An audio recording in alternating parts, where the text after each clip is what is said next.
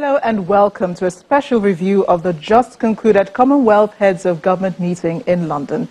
On the 19th and 20th of April, delegates from 53 Commonwealth countries gathered in London for another Commonwealth Heads of Government meeting. The theme for the 25th meeting of the organization, which started in 1971, was Towards a Common Future. Leaders and delegates reviewed a number of topics, including good governance, trade among Commonwealth countries, the issue of gender equality, education and health, just to name a few. But of course, there were other issues that came up on the side, such as the wrongful deportation of some descendants of the Windrush generation who right now feel the British government has been unfair to them. And while the British Prime Minister, Mrs. Theresa May, called for more trade among member countries, it's interesting to note that British exports to other Commonwealth countries was 9% as of 2015, and all Commonwealth countries take 9% of the UK exports, while the UK's trade with the EU is about 44%. So, as the UK plans to exit the European Union, how much of an impact would that make on the Commonwealth, and can Nigeria lead trade among Commonwealth countries, even though she shied away from adding her signature to the Continental Free Trade Agreement signed weeks ago in Rwanda? We'll be discussing post-CHOGM going forward and the benefits it has been to member countries over the years. I have a set of panelists here to help us get through the issues.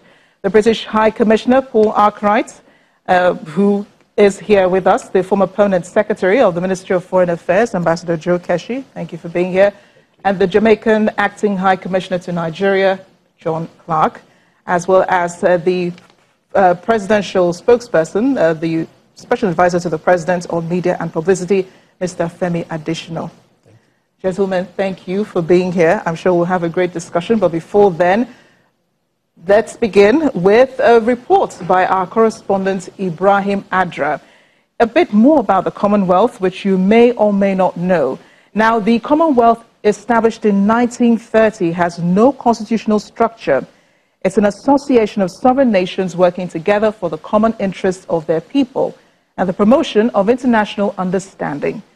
It's often referred to as a family of people. The Commonwealth is composed of a rich variety of faiths, races, languages, cultures, and traditions. Our correspondent Ibrahim Adra was at this year's meeting and now gives us a review of CHOGM 2018.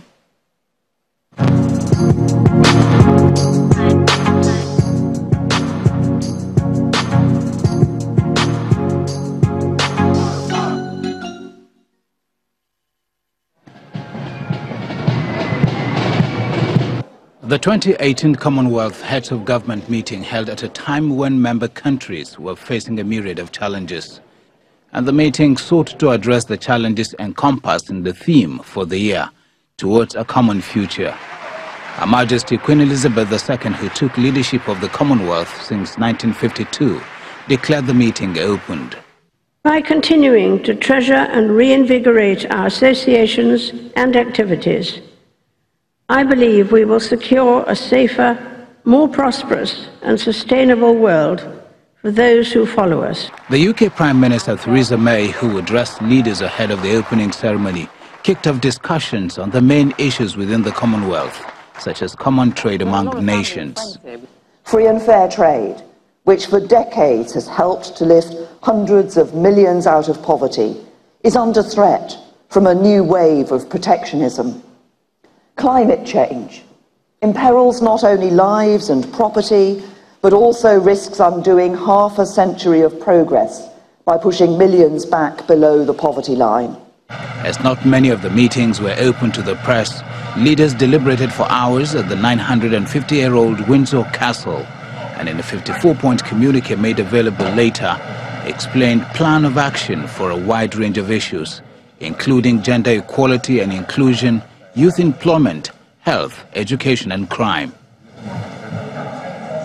While there was heavy emphasis on improving trade relations among member states and the risks of protectionism in the global economy, President Buhari spoke about his country's achievements in creating a friendly business environment. He said, let Nigerians be reminded what position we were before May 2015, what condition we are now, and what we have achieved between then and now. At the end of the summit, the UK government pledged £15 million to help member countries strengthen cybersecurity.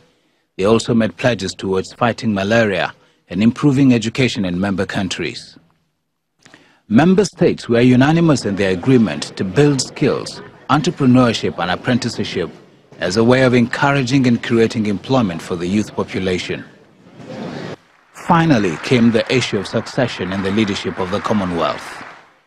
Her Royal Majesty Queen Elizabeth II had implored leaders to allow her son, Prince Charles, take over in her stead. And will decide that one day the Prince of Wales should carry on the important work started by my father in 1949. Many have said this year's CHOGM was highly profiled by the UK government because of moves towards Brexit.